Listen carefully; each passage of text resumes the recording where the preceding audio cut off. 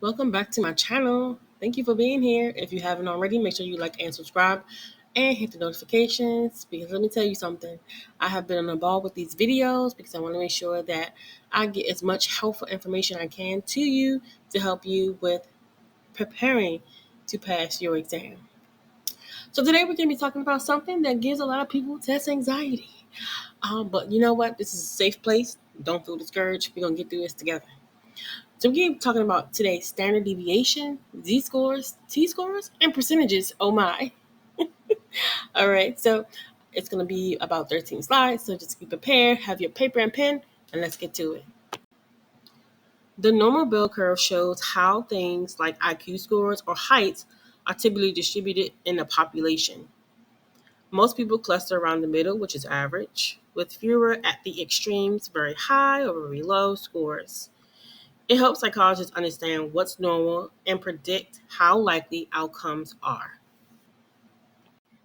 There are various ways to get the standard deviation, and for this video, we are going to be talking about the t-scores and z-scores.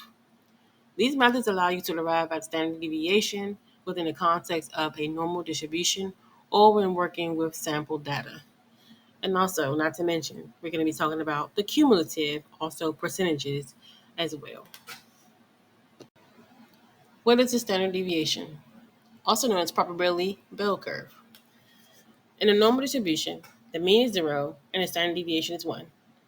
The normal distribution is always symmetrical about the mean. The standard deviation is a measure of how spread out normally distributed set of data is. A low standard deviation indicates the values are close to the mean, while a high standard deviation indicates that the values are spread out over a wider range. And let me show you in the next slide what this looks like. So we have here a normal bell curve, and the U shape symbol represents the population mean. And then the sigma represents the standard deviation. So in the middle, we have the population mean, the average, right? And then when we go to the right of the bell curve, we have the one standard deviation, where that line is like dotted. And then we also have, if we continue, we're going to go up to two standard deviations and then three standard deviations of the population mean.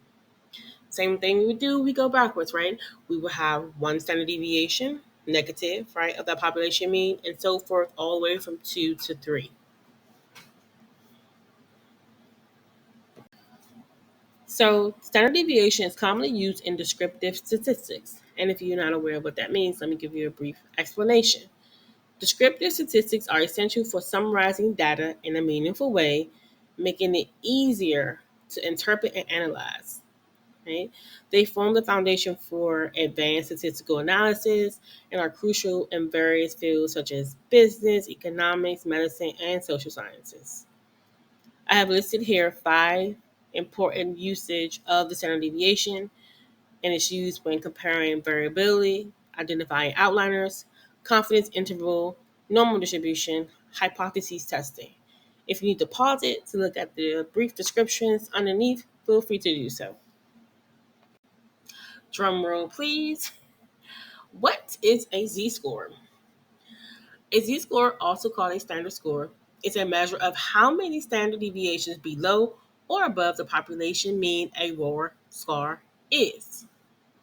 A z-score can be placed on a normal bell curve. In order to use a z-score, you need to know the mean and also the population standard deviation.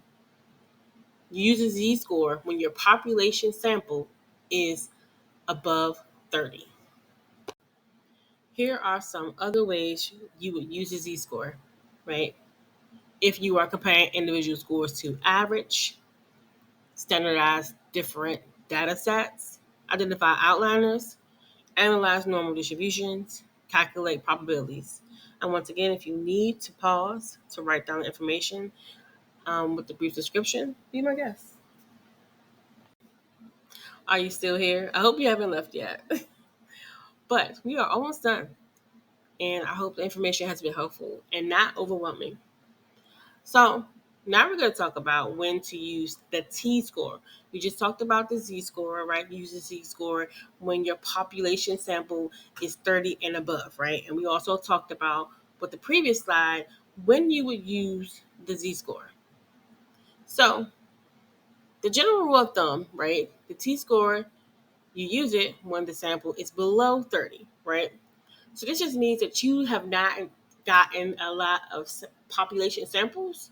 So your research will be a little iffy because it doesn't represent too much of the population that it serves, right? So also too, right, it has an unknown population standard deviation. You must know the standard deviation of the population, and your sample size should be about 30 in order for you to be able to use the z-score. Otherwise, rule of thumb, as I said earlier, use t-scores. So here are some additional reasons why you would need to use a t-score. So when you're comparing means, you have one sample, two independent samples, paired samples, assumption of normality. So there's a brief description again, so make sure you pause it to get that information. It's very, very, very valuable. So if you're wondering what the formula looks like for both the z-score and the t-scores, here are some examples, right? So formula to find the value of z minus test this is the formula here, right? For z-score, right? And then the t-score, right? If you have a t-test, this is what you would use, right? A t-test is if you have two groups, right? Then you would use this in comparison, right? And also at the bottom, which I think is pretty cool, it has exactly what the actual symbols mean. That way you don't get them confused.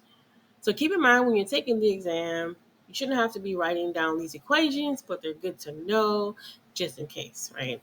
Can't never be too sure, but don't feel like you have to remember this by heart. You will be fine. So have you ever wondered what the percentages or cumulative means? Don't worry. So the normal distribution, often referred to as a bell curve, is a fundamental concept in statistics that describes how data is spread around the mean. The percentages on a normal bell curve represents the population of data that falls within a certain intervals of the mean measured in standard deviation. I'm going to show you on the next slide what that looks like. Stay tuned. So if you have not heard of the empirical rule, right, the empirical rule is 68%, 95, and 99.7. So the empirical rule lets us know, pretty much breaks down the bell curve, right, in percentages. So we have the average in the middle, right? 34% plus 34% is 68, right? Plus 68 plus 13.5 plus 13.5 is 95%. And then you just pretty much added all the bell curve together, right? From that 95% plus 2.35% and 2.35% again, you'll get 99.7% of that bell curve. This just tells us what percentage of our population fall on this bell curve based on this empirical rule, right? This is good for information in regards to just trying to understand where everyone falls at, what percentage everyone is at, and if it's in a negative or the positive, right? This is another way to look at standard deviation. So thank you for watching and hanging in there. I really, really, truly hope this information has been very helpful and relevant for you. Let me know what you think in the comments. I really appreciate it, and I really love to engage with everyone more. Also, too, if you have not subscribed or liked this video or subscribed to this channel, just go ahead and do that right now because you're going to be missing out on some great videos. And if you want any other additional content, please put it in the comment section as well if you would like examples or whatever the case may be. But yes, thank you for being here and have a great, amazing night or day where you are.